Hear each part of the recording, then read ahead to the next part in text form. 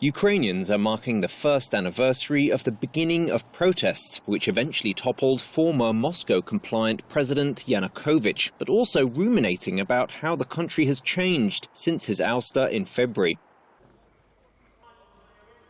The protests began on Maidan Square last November after Yanukovych, under pressure from the Kremlin, cancelled a landmark pact with the EU in favour of increasingly close ties with Moscow. Maidan, the fulcrum for the protests, which ended in a bloody massacre on February 20th, has returned to normal, and a nearby street renamed Heavenly 100 Avenue in honour of those killed that day. But what progress has been made? Most Ukrainians viewed the struggle to depose Yanukovych as a de facto war of independence against Russia, which seized Crimea within days of Yanukovych's fall. A war which continues in the country's south and east with no end in sight. But the Maidan revolution demanded more than ending Moscow's grip on the reins of power in Ukraine, and some of those ideals appear elusive.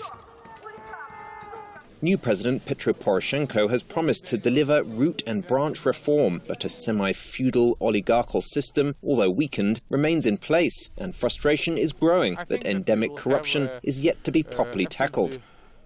Despite frustration at the lack of social and economic reforms under the new pro-European leadership, Russia's invasion of Ukraine and cynical propaganda war have succeeded in driving a wedge between the two neighbours which may last generations. Perhaps the longest-lasting legacy of Maidan is a growing sense of national identity and patriotism. Volunteer battalions bolstered Ukraine's emasculated army and clawed back land seized by Russia's proxy army.